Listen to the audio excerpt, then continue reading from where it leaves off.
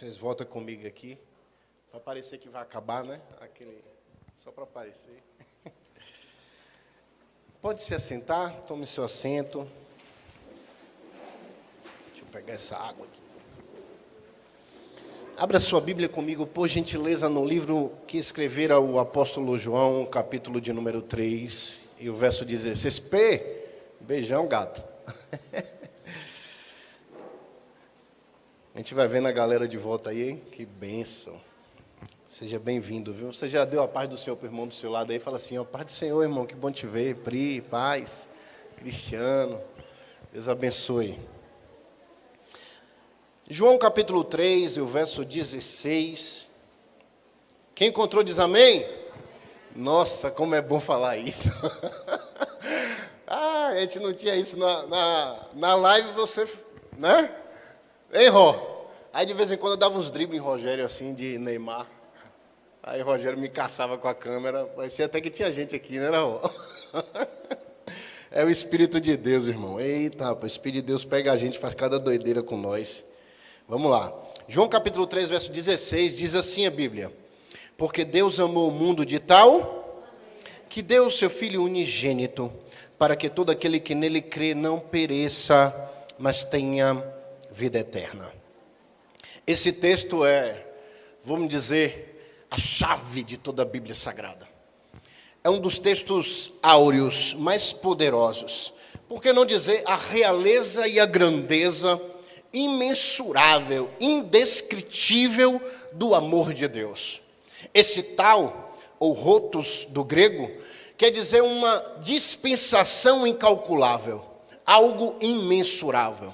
Algo que não pode ser colocado dentro da matemática ou da física para tentar se achar um padrão. Ele não está baseado em um padrão. É o amor de Deus, incalculável. Imagine que Deus olhou para você e amou você com tanta intensidade que nenhum homem é capaz de calcular o percentual ou o valor desse amor.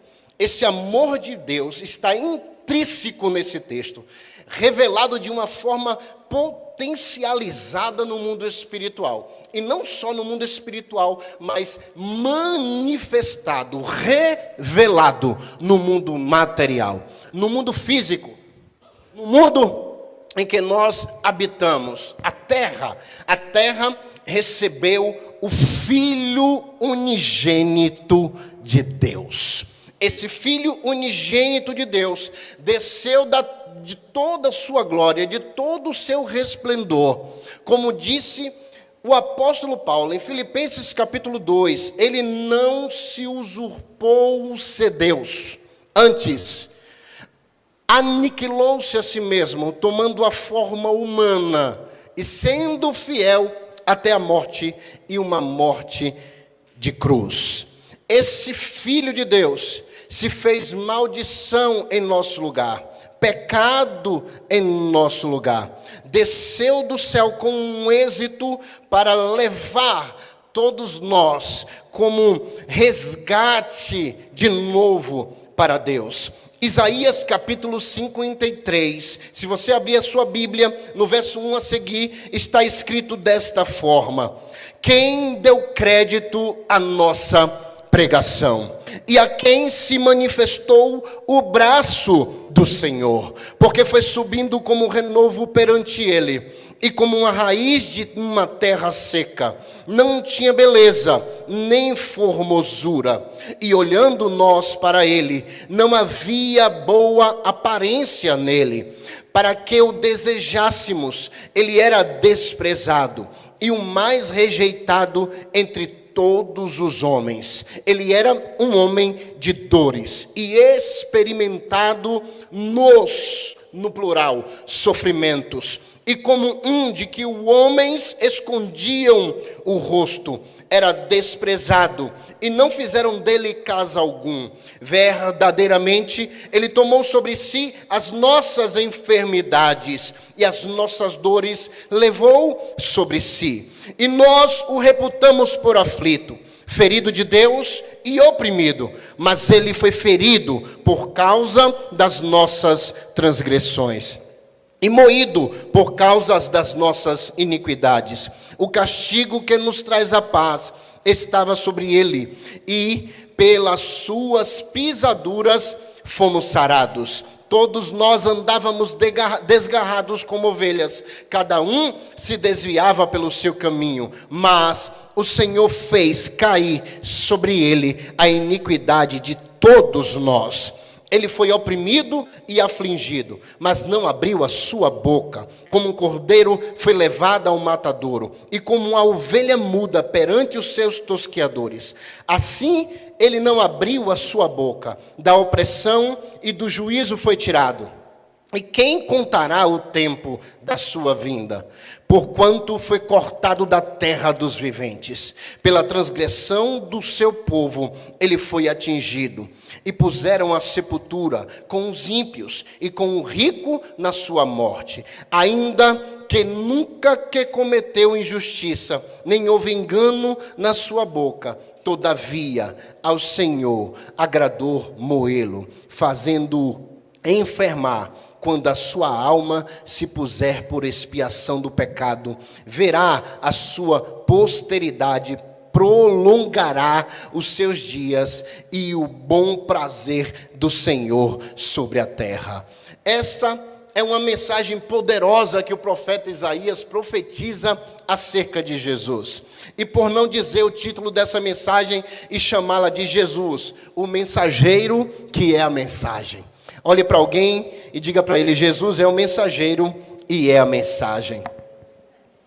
Olha que coisa interessante que a Bíblia vai relatar. A própria mão de Deus é quem vai afligir o filho. Deus escolhe o próprio filho para agir sobre a terra. Essa profecia demorou cerca de 750 anos para se cumprir. 750 anos depois, numa cidade chamada Belém, uma cidade muito pequena e muito pobre, cerca de 100 famílias habitavam ali. No total, cerca de 300 pessoas. Uma cidade, por não dizer, miserável. É por isso que a Bíblia vai dizer: quem pode vir ou poderá vir algo bom de Belém? Porque Belém era discriminada. Nela não era possível surgir um profeta, quanto mais o filho do próprio Deus. Mas Deus sempre vai na contramão do pensamento do homem e das atitudes humanas. Deus sempre vem de forma totalmente diferente daquilo que pensamos. Como diz minha mãe, quando a gente está ainda colhendo os milhos, Deus já está com o fubá pronto e o cuscuz preparado na mesa. É assim que Deus trabalha, é assim que Deus opera. Algumas pessoas perguntam: pastor, por que a Bíblia não fala muito da infância de Jesus? E só descreve um momento quando ele tinha 12 anos de idade e se cala e não relata. Há alguma coisa para não revelar a vida e a infância de Jesus? Não há nada de especial que não possa ser revelado na infância de Jesus. A verdade é que a infância de Jesus é como qualquer outra infância de qualquer judeu que nasce dentro de uma religião estabelecida dentro da Torá, ensinada por Moisés, Abraão, estabelecida pelo próprio Deus, lá no início de todas as coisas. Jesus, de 5 aos seus 10 anos, como qualquer judeu, fez o bar mitzvah e se preparou dentro da Torá, o logos no grego, palavra, preparação dos 5 primeiros livros da Bíblia, chamado de Pentateuco: Gênesis, Êxodo, Levíticos, Números e Deuteronômio. Ele se preparou com uma base poderosa dentro desses 5 livros. Com 10 anos, pastor? Sim. Com 10 anos, você pode interrogar um judeu, homem, treinado dentro de um templo, e ele vai dizer palavra por palavra, não vai dizer as vírgulas, porque no hebraico não tem vírgula, não tem pontuação, mas ele vai descrever de Gênesis até Números, um livro após o outro, sem errar nada, porque assim eles são treinados. A Bíblia também vai descrever que a história do judaísmo treina as crianças e os filhos para se prepararem a escolher a sua profissão. Certamente, Jesus, depois dos seus 5, a chegar aos seus 10 anos, depois dos seus 10 anos, ele agora começa a estudar os livros proféticos, históricos, poéticos, salmos, os livros que estão baseados depois da Torá. E ali Jesus vai sendo preparado dentro desse segundo ciclo do judaísmo. E é aí que a Bíblia fala que com 12 anos de idade Jesus adentra o templo. E quando ele adentra o templo, Jesus é interrogado pelos rabones daquele lugar. E eles todos ficam impressionados com a sabedoria, cultura, discernimento, entendimento, capacidade, uma agucidade espiritual sobrenatural sobre a vida daquele menino de 12 anos de idade. Maria, desesperada, procurando seu filho, não sabendo onde estava, quando percebe a criança, chama desesperada e diz: onde tu estavas, menino? Porque eu te procurava. E Jesus é claro em dizer a ela: mulher, não sabes que eu tenho que cuidar das coisas do meu Pai? Ou seja, Maria ainda não compreendia aquilo que ela tinha gerado. Ela não tinha gerado um homem comum, ela tinha gerado o próprio Yahvé, o eu sou, o todo-poderoso Deus para sempre. E a Bíblia vai descrever que esse Jesus de Nazaré cresce, potencializa o seu ministério, e ele sabe muito bem o que ele tem que fazer. Desde pequeno ele já sabia. O porquê Jesus não procura um mestre, como Paulo procurou Gamaliel, para que lhe instruísse e lhe tornasse um grande mestre das Escrituras em Israel? Simples, não tinha ninguém com capacidade ou dotado o suficiente para instruir o próprio Deus eterno, que era Jesus de Nazaré. Por isso Jesus escolheu a segunda opção, que todo judeu tinha que escolher: ou ser um homem do templo, sacerdote, profeta, ou então escolher a profissão do seu pai. Ele escolheu a profissão do seu pai. A profissão de José era carpinteiro, e assim Jesus se tornou carpinteiro. Jesus conhecia de martelo, Jesus conhecia de prego, e Jesus conhecia de madeira. Por destino, ele trabalhou com os 3 elementos que seriam o alvo da sua crucificação. Que destino estava traçado, preparado, estabelecido no treinamento dele mesmo. Olha, imagina só você trabalhar com os instrumentos que seriam usados para destruir a sua própria vida. Foi assim que Jesus, preparado, estava desde muito pequeno, destinado a salvar a minha vida e salvar a sua vida do lamaçal do pecado e da ira soberana de Deus. A Bíblia vai dizer que ao completar os 30 anos de idade, Jesus se levanta. E eu acho lindo quando a Bíblia diz se levanta, porque ele vai ser levado pelo Espírito Santo ao deserto. Deixa eu te dizer uma coisa poderosa: estamos passando por um deserto muito forte. Essa pandemia não é nada mais e nada menos do que um deserto. E sabe o que o deserto ensina? Que o mundo não serve em momentos de deserto. Que a única coisa que você pode buscar no momento de deserto é Deus.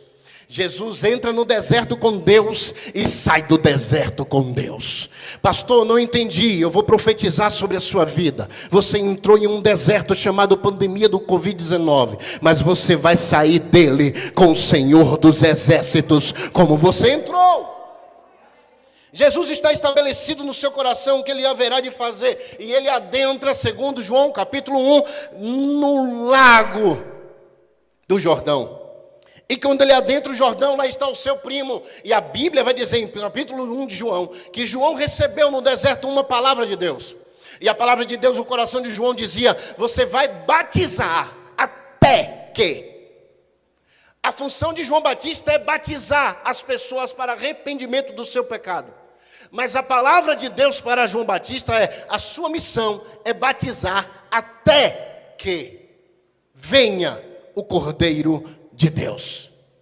E olha, João está batizando, e aí imagino chegando aquelas pessoas, e João chama, a Bíblia diz que João chamava víboras, né? Hipócritas, fariseu. Víbora é cobra. Então imagino João Batista chamando as cobras: vem cá, surucucu, vem cá, cascavel. E era isso que eram os homens. E ele ia batizando, mas de repente entrou um animal diferente. E quando aquele animal entrou, animal, entre aspas, para que você possa compreender a lógica da parábola. Quando aquele animal pisa sobre as águas e se aproxima de João, João não vê uma serpente, João não vê uma víbora, João vê o Cordeiro de Deus que tira o pecado do mundo. E ele diz: eu tenho que ir a ti, e vens tu a mim? Ele fica desesperado, mas Jesus fala: assim deverá se cumprir o que está escrito. E Jesus é batizado nas águas. Ao ser batizado nas águas, Jesus sai, e a Bíblia diz em Lucas capítulo 4, que ele começa a pregoar o Evangelho com autoridade, poder, milagres e sinais sobrenaturais. Ninguém nunca tinha visto aquilo acontecer na vida de um homem como Jesus fazia. Logo você vai ver no capítulo de Lucas, capítulo 4, verso 28 a 30, que de repente as autoridades se preocupam, os religiosos se preocupam, porque ele faz sinais com um grande poder miraculoso. E os inimigos religiosos começam a se preparar para tentar matar a Jesus. Ele não tinha nem iniciado o ministério e já tinha criado tantos inimigos. Logo, as facções de Israel religiosas começam a trabalhar para destruir a vida de Jesus, acabar de uma vez por todo com Jesus Cristo de Nazaré. E a Bíblia vai relatar que 3 facções, que eram a mais poderosa dentro daquela situação de Israel, que eram os escribas, que eram os doutores da lei, aqueles que detinham conhecimento da palavra, que reescreviam as escrituras da Torá e os livros proféticos, poéticos e históricos, e também os anciãos, aqueles que aconselhavam o povo e detinham a sabedoria do aconselhamento, também se levantaram contra Jesus. E não só esse, mas também o maior partido político e religioso de Israel, chamado fariseus. Eles se levantaram com veemência e planejavam, arquitetavam para matar a Jesus. Marcos capítulo 14, verso 1, está escrito que dali a 2 dias era a Páscoa e a festa dos pães asmos, e as principais dos sacerdotes e os escribas buscavam como prenderiam, com dolo, ou seja, machucando, ferindo. Eles não queriam só prender, eles queriam destruir Jesus, humilhar Jesus, e o matariam, diz a Bíblia. Uma conspiração estava sendo formada. Mateus capítulo 12, verso 14, a Bíblia diz: e os fariseus, tendo saído, formaram conselho contra ele, para o matarem. Em João, no capítulo 11, no verso 46, diz: mas algum deles foram ter com os fariseus, e disseram-lhe o que Jesus tinha feito. Depois, os principais sacerdotes e os fariseus formaram conselho e diziam: que faremos? Porquanto este homem faz muitos sinais. Se o deixarmos assim, todos crerão nele. E virão os romanos e vão tirar de nós o nosso lugar e a nossa nação. E Caifás, um deles, que era o sumo sacerdote naquele ano, lhes disse: vós nada sabeis, nem considerais que nos convém um homem morrer pelo povo, e que não pereça toda a nação. Ora, ele não dizia isto de si mesmo, diz a Bíblia, mas sendo o sumo sacerdote naquele ano, profetizara que Jesus deveria morrer pela nação de toda a terra. O que a Bíblia vai descrever é que, a propósito, em todo o contexto da vida de Jesus Cristo, e chegando a Páscoa ou a peça, e Jesus chegando a sua hora, em Marcos 14, ele se levanta. Eu amo esse texto. Verso 26, a Bíblia diz que Jesus está terminando o seu ministério. Eu gosto de João 14, vou voltar para esse aqui. João 14 diz: não se turbe o vosso coração. Creia em Deus, creia também em mim. Na casa de meu pai há muitas moradas. E se não fosse assim, eu não teria dito, mas é porque eu disse. Eu vou preparar lugar e voltarei para vos buscar, porque aonde eu estiver, estará vós também. Jesus está consolando os seus discípulos. Jesus está consolando os seus servos. Mas ele faz a Páscoa, ele celebra a Páscoa. E a Bíblia vai dizer que de repente Jesus se levanta no final da ceia e relata a Bíblia que ele canta um hino. Ao cantar o hino, Jesus se retira em direção ao Getsemane. Getsemane no grego, prensa de moer. Jesus adentra aquele lugar. E no 22:40 diz: e quando chegou àquele lugar, disse-lhes: orai, para que não entreis em tentação. E apartou-se deles cerca de um tiro de pedra, e pôs-se de joelho, e orava, dizendo: Pai, se quiseres, passa de mim este cálice, todavia não se faça a minha vontade, mas a tua. Aqui, a implicação da cultura judaica, da morte que está de cruz lançada sobre Jesus. Morte de cruz é levar o homem ao vitupério, ao escândalo. Primeiro, porque o ser humano era crucificado nu. Segundo, porque só pessoas de alta periculosidade, criminosos, eram ali crucificados. E as pessoas que eram crucificadas tinham as suas casas queimadas, suas famílias destruídas.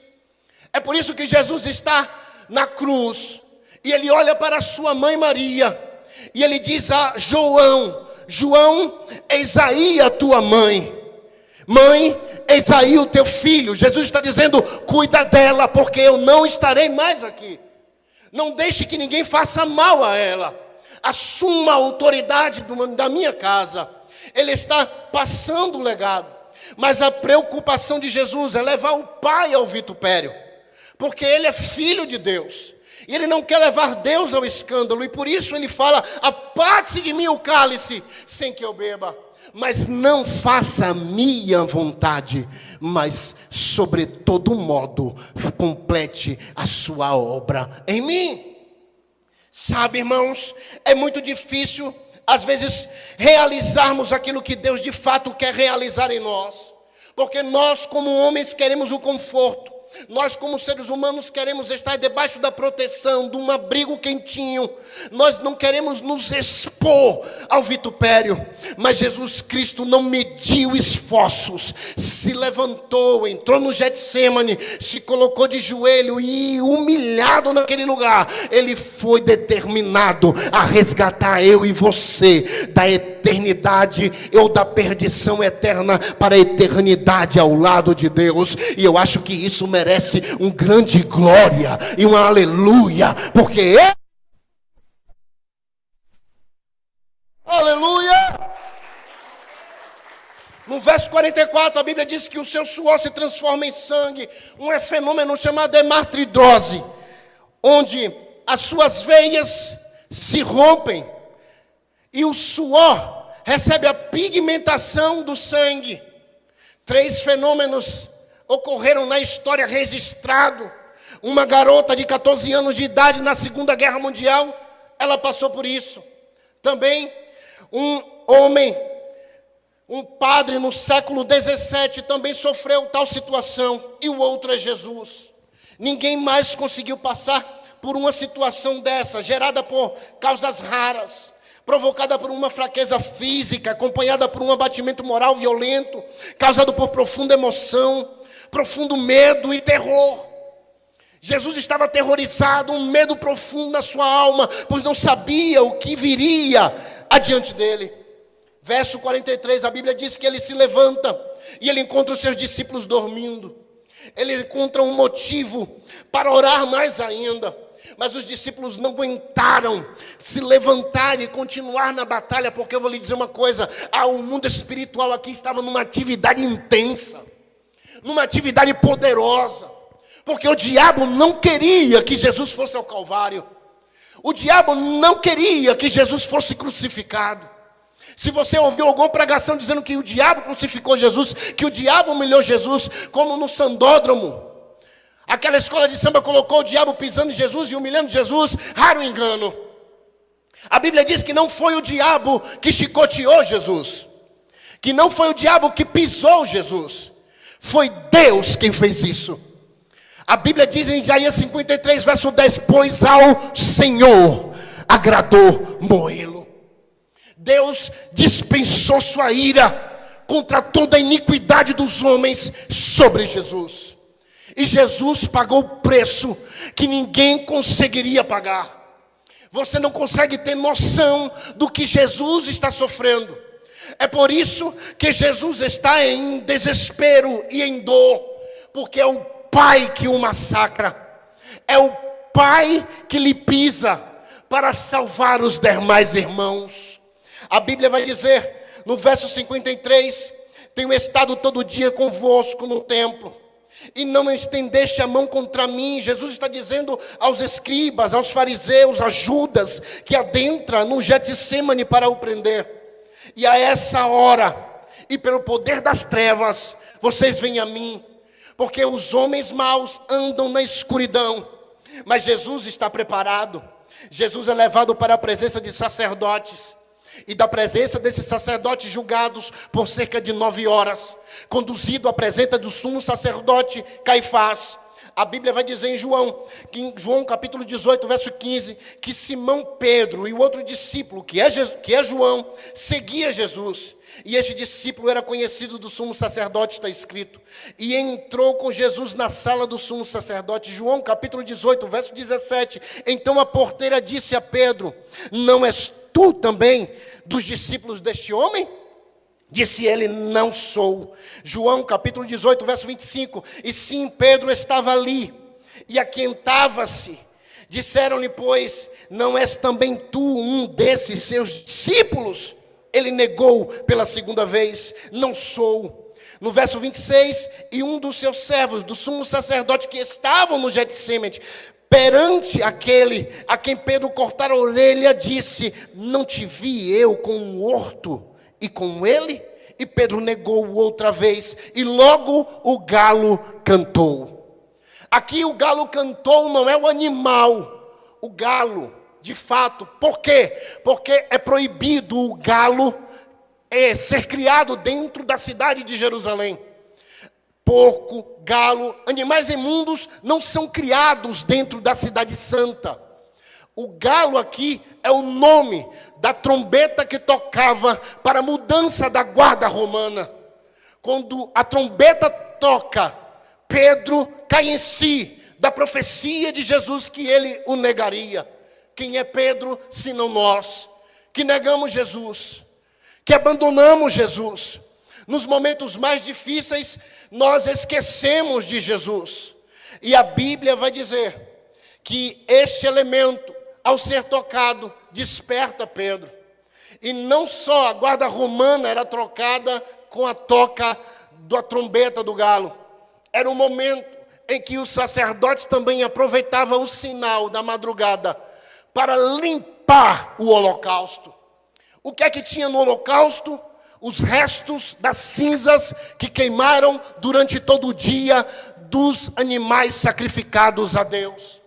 Os sacerdotes iam lá e tiravam toda a cinza, limpavam o holocausto. E era um sinal profético de que estavam sendo limpados para o Cordeiro de Deus ser colocado para a remissão de todo o pecado da terra. A Bíblia vai dizer em João, capítulo 26, que os servos... a Bíblia vai dizer que João, depois de os servos entregarem a Jesus ao sacerdote, o sacerdote leva a Pilatos. Pilatos, dentro da sua jurisdição, entra para julgar Jesus. Lucas capítulo 23, verso 11. E os soldados desprezam, escarnecem, batem, colocam uma roupa em Jesus brilhosa, resplandecente, e torna a enviar Jesus a Pilatos. No mesmo dia, Pilatos e Herodes fazem amizade, porque eles estavam brigados. Lucas capítulo 13, a Bíblia vai dizer que eles tiveram uma briga quando Pilatos mandou matar alguns galileus dentro do templo. Está escrito em Lucas capítulo 13. Esses galileus foram mortos no altar. Só que Galileu faz parte da jurisdição de Herodes. E quando Herodes ficou sabendo disso, entrou em uma guerra política com Pilatos. Pilatos, vendo a oportunidade de fazer amizade e as pazes, manda Jesus para Herodes. Herodes recebe Jesus e diz: eu ansiava em te conhecer. E zomba de Jesus. Batem em Jesus e diz: profetiza, quem te bateu? Herodes, muito sábio, querendo ainda instigar Pilatos, devolve Jesus a Pilatos. Pilatos recebe Jesus E agora começa o flagelo. João capítulo 18, verso 39.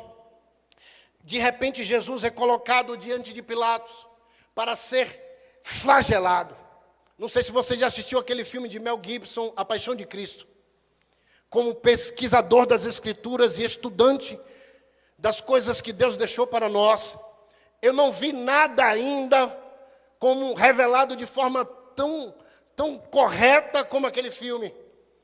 Aquele cipó que nós chamamos na teologia de azorrague, um cipó com 7 tiras, com pedaços de ossos e ferros na ponta, foram lançados sobre Jesus com veemência por soldados fortes. E aqueles soldados batiam, e diz os historiadores como Flávio Joséfo, que a maioria dos que passavam pelo flagelo não conseguiam sair vivos, morriam ali. Eles apanhavam na sola dos pés, nas panturrilhas, nas costas.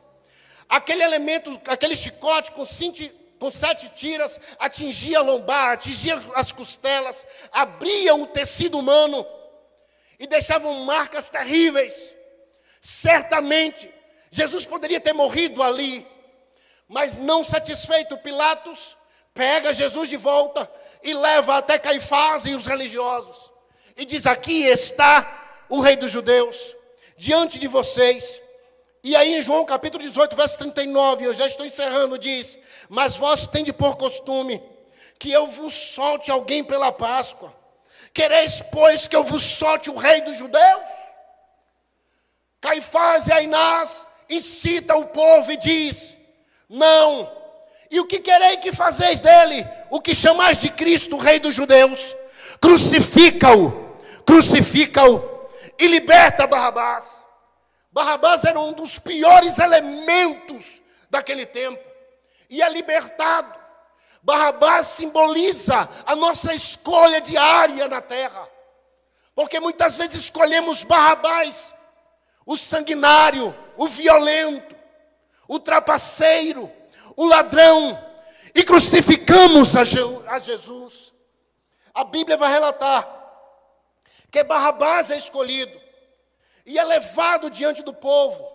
Certamente sai sorrindo, alegre, e Jesus é entregue na fortaleza chamada Antônia de Pilatos, com sua esposa Cláudia. Do alto ele manda descer Jesus e manda entregar, diz Flávio Joséfo, manda entregar aqueles que vão humilhá-lo mais uma vez.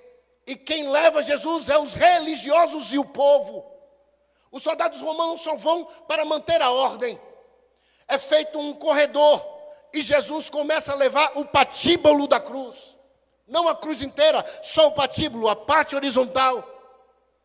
E Jesus vai levando aquele patíbulo, todo machucado, ferido, cansado, esfolado, o seu sangue correndo pelo seu corpo, fraco, cerca de 60 quilos, porque a cruz inteira pesava cerca de 340 quilos. 60 quilos por cerca de uma caminhada de 1 hora de relógio, da casa da fortaleza Antônia de Pilatos até o Gólgota. Chegando no Gólgota, por alguns momentos Jesus caiu, e por Jesus não conseguia mais levantar, nem carregar de novo a cruz. A Bíblia vai dizer que estava passando um sirineu, e ele é obrigado a carregar a cruz com Jesus. Louvado seja Deus, porque a jornada, como diz John Bunyan no livro O Peregrino, é longa demais e difícil demais, árdua demais, mas Deus sempre vai enviar o sirineu para nos ajudar a chegar ao lugar da nossa morte, para herdarmos a eternidade. A Bíblia declara que Jesus chega ao Gólgota, arrebentado, humilhado. Lázaro, seu amigo, o assistia. Jairo, que teve a sua filha ressuscitada e era chefe de sinagoga, também o assistia e não poderia fazer nada. Nicodemos, José de Arimateia e tantos outros poderosos também não poderiam fazer nada, porque a multidão carregava Jesus para ser crucificado. E Jesus, chegando àquele lugar, é levantado ali. Os elementos que ele trabalhou, martelo, pregos e madeira, agora estão a serviço dos romanos para cravar o seu corpo naquela cruz. Jesus, a maior mensagem e o maior mensageiro que a terra já viu. A Bíblia diz que ele é levantado naquele lugar. Amanjo, remanuriandarabasuriandekas. Oh, alamancho yebevasturiandaraicondes. Ndarabasuriante cancho ribediviassorievia. Ele é levantado naquele lugar e assistido por uma multidão de pessoas. Todos o assistem como um espetáculo, riem, gozam. E ele está lá, e ele todo machucado, ferido, erguido naquele lugar, transpassado, com prego em seus pés e em suas mãos. A Bíblia diz que ele faz um esforço, e alguém diz, ele quer falar, e ele se esforça, e eu posso imaginar isso. Ele botando força sobre os seus pés furados, e sobre as suas mãos cravadas, e puxando um pouco de ar, e tentando se ajeitar para respirar, e declarar algumas palavras. Todos estão atentos para ouvir o que ele vai dizer, e ele diz, Elohi, Elohi, lama sabachthani, Deus meu, porque me desamparastes? E ele diz outras palavras, Pai, perdoa-os, pois não sabem o que fazem.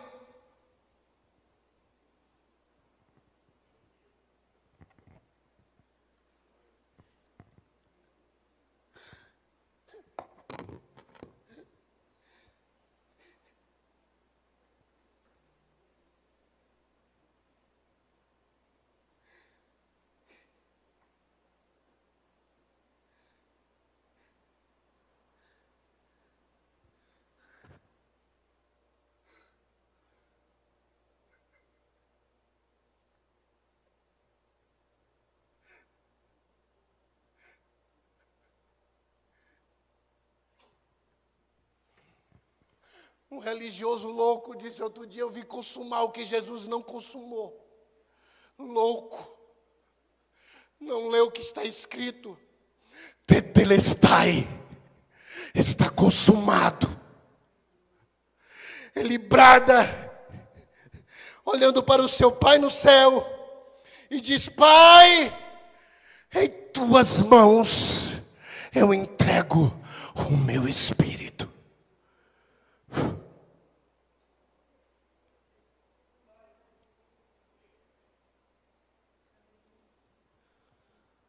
Tem um salmo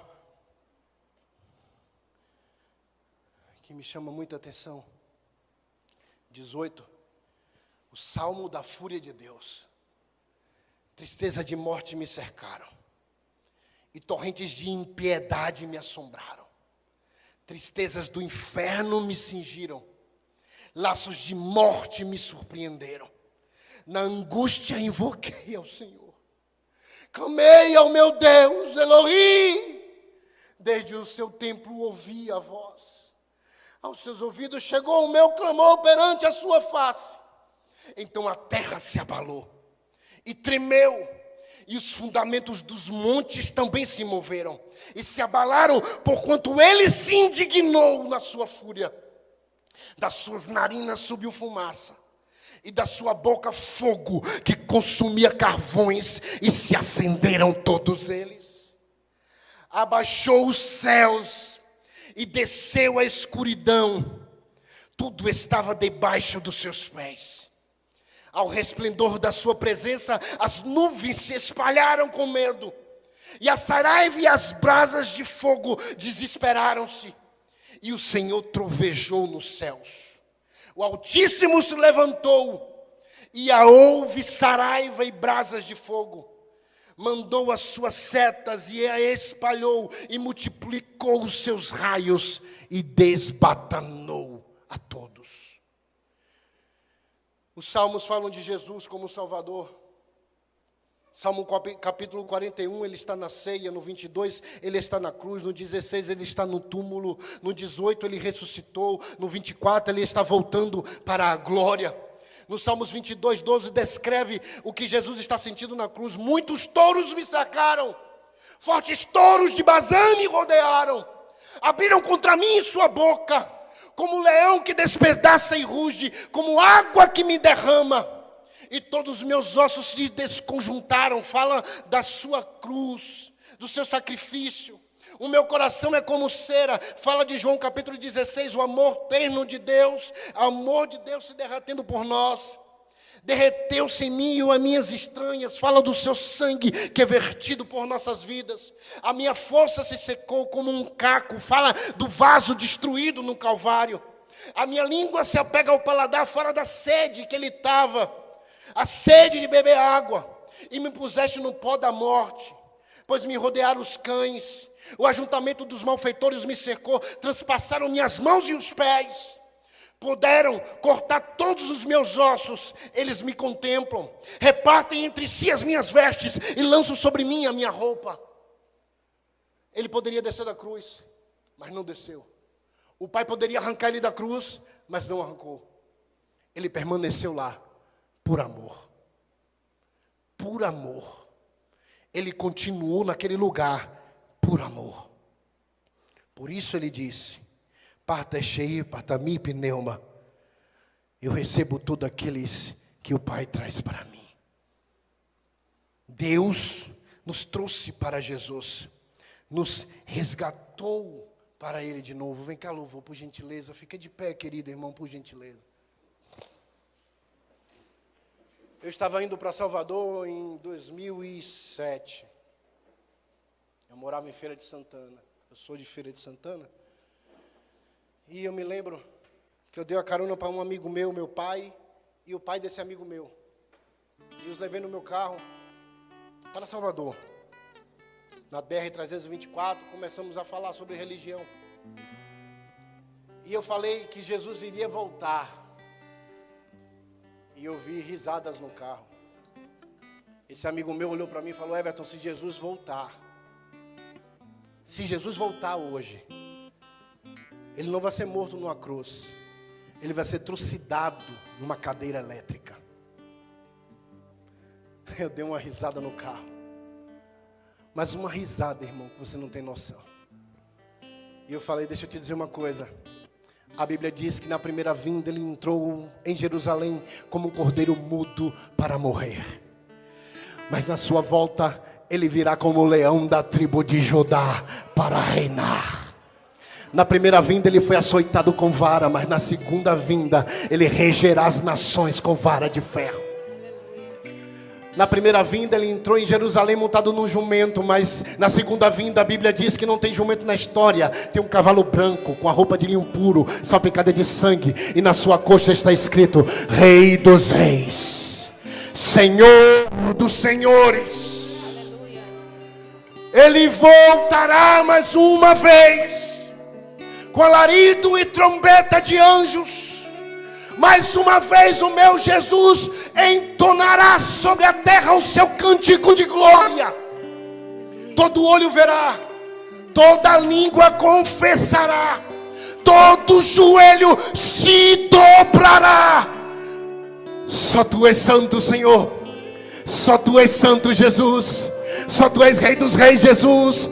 Só o Senhor a honra, só o Senhor a glória, porque Ele morreu para salvar você, para livrar você. Ao terceiro dia, a Bíblia diz que os lençóis estão dobrados no túmulo.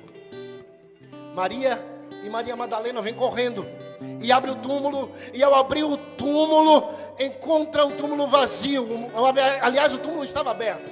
Já estava aberto. Ela encontra o túmulo vazio, os lençóis, e de repente alguém que sai do jardim. Aleluia! E aquele que sai do jardim diz: mulheres, por que procurais aquele que vive entre os mortos?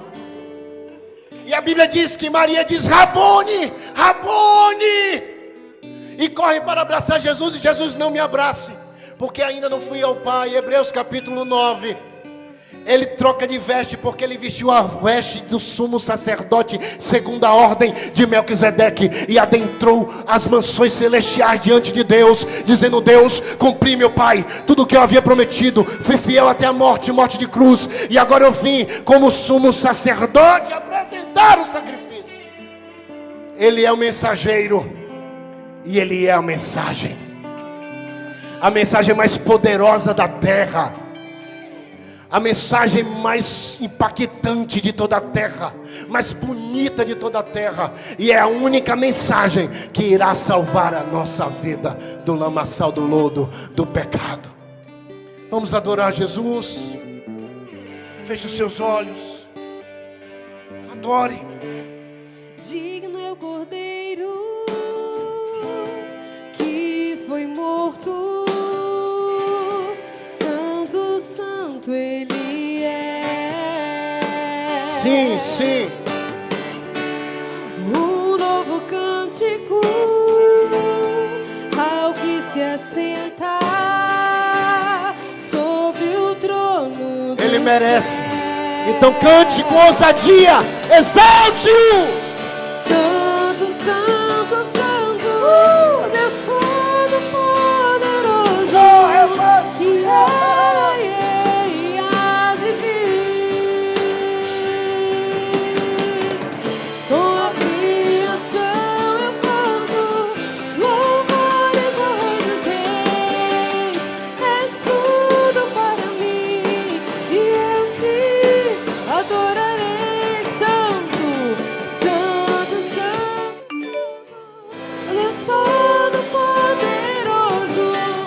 que era e há de vir. Com a criação eu canto louvores ao Rei dos Reis. És tudo para mim e eu te adorarei. Deixa eu perguntar. Eu já vou encerrar, mas eu não posso terminar essa mensagem sem perguntar se tem alguém aqui que quer voltar para Jesus. Se você deseja voltar para Jesus ou aceitar Jesus como seu Salvador, confessando Ele publicamente, porque Ele fez publicamente por você, Ele merece que seja publicamente. Levante uma de suas mãos e estaremos orando por você. Alguém que deseja abraçar Jesus e recebê-lo para lhe garantir a eternidade. Se alguém aí na live que quer também encontrar Jesus e entregar sua vida a Jesus, você pode colocar sim e alguém vai entrar em contato com você. Há alguém aqui? Não há? Santo Deus de Israel, poderoso Deus Yeshua, Cristo poderoso, ressuscitado. Oh, te damos graças e glórias, honras e louvores. Dispensa a tua bênção sobre o teu povo, sobre cada um de nós. Tua graça poderosa e abundante sobre cada filho teu. Nos ajuda, Senhor, a não escolher Barrabás e a não negar o Senhor. Nos ajude a vivenciar aquilo que o Senhor faz por nós todos os dias, poderosamente. Coloque a mão no seu coração.